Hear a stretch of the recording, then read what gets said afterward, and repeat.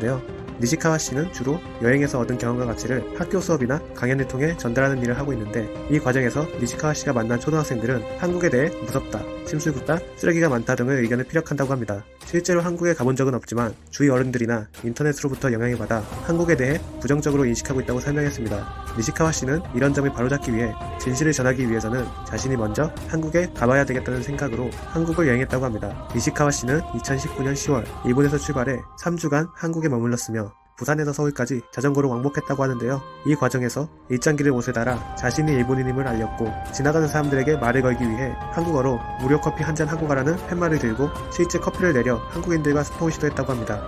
그의 말에 따르면 대부분 한국인이 자신을 따뜻하게 대해줬다고 말하며, 자신이 한국 여행을 하는 사정을 알게 된 식당에서는 밥값을 받지 않는 등의 친절과 일본인이 한국을 여행해줘서 고맙다는 인사를 들을 수 있었다고 합니다. 물론 환대해주는 사람들만 있었다는 건 아니라고 합니다. 일본인과 이야기하는 걸 주변에서 달가워하지 않는 것 같다고 번역 앱을 통해 보여주거나, 예전에는 일본을 자주 갔었지만 지금은 좀 이라고 말하며 말끝을 흘리기로 하는 등 일부 한국인들은 복잡한 감정을 드러내기도 했다고 합니다. 하지만 니시카와 씨는 대부분의 한국인이 따뜻함을 보여주었다며 자신이 가졌던 불안감은 모두 해소되었다고, 특히 많은 한국 사람들이 일본이라는 나라와 사람을 확실히 구분하고 있어 다행이라고 덧붙였습니다. 더불어 니시카와 씨는 일본의 초등학생들과 스카이프를 연결해 깨끗한 한국의 도로를 보여주기도 하고, 심술궂다는 의견에 대해 실제로 한국인 숙소주인과 초등학생들을 연결해 대화하게 하는 등 한국의 참모습을 일본에 알리려 노력했는데요. 이러한 사실이 뉴스 기사를 통해 보도되자 많은 일본 네티즌들이 댓글을 달며 해당 기사에 대한 생각을 드러냈습니다. 특히 해당 기사는 업로드 당시 일본인들이 많이 읽은 기사 1위에 오를 만큼 큰 화제를 불러일으켰는데요. 일본 네티즌들은 믿을 수 없다며 기사 내용을 부정하는 댓글을 주로 달았습니다. 분명히 다정한 사람도 있었겠지만 커피를 무료가 아닌 무료로 줬다면 전혀 다른 연계로 흘러갔을 거라는 의견이나, 자신은 한국에서 일을 하고 있지만 숨김없이 그대로 일본인을 싫어하는 사람은 없지만 미움의 감정을 느낄 수 입니다. 위안화의 약세로 중국인 관광객의 구매력이 급격히 약화된 것입니다. 관광객의 큰 손인 중국인들의 지갑이 매우 얇아졌다는 것입니다. 중국인들은 전 세계에서 진상으로 통합니다. 그럼에도 주요 관광지에서 내심 중국인을 반기는 이유는 큰 씀씀이 때문이었습니다.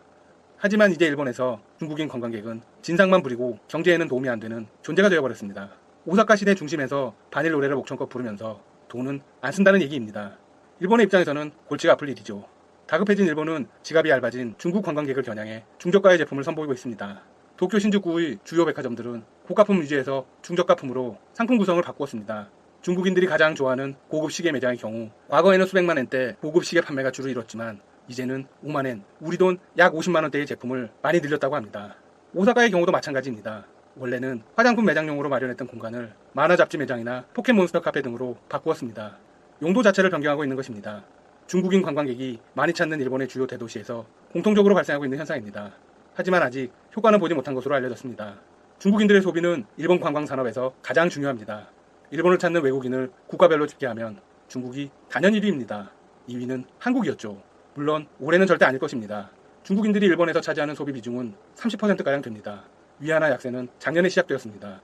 전문기관들은 엔 위안화 환율이 10%가량 떨어지면서 중국 관광객의 소비액이 2,430억엔, 우리 돈 약 2조 7천억 원 정도 줄어들 것으로 분석했습니다. 위안화의 약세와 엔화 강세는 당분간 계속 유지될 것으로 보입니다. 게다가 미중 무역 전쟁과 홍콩의 민주화 운동에 따른 중국 정부의 자국 및 통제 움직임이 확산되고 있습니다. 따라서 일본에서 중국인의 소비가 늘어날 가능성은 대단히 희박합니다. 더욱이 문제는 중국 관광객들의 숫자마저 줄어들 가능성이 크다는 것입니다. 위안화 약세가 정점을 찍으면 관광객이 자연스럽게 줄게 되죠. 결국 일본 관광산업은 걷잡을 수 없는 위기에 빠져 있습니다. 일본의 관광당국은 아직 2019년 통계를 발표하지 않았습니다. 하지만 확실한 사실은 있습니다.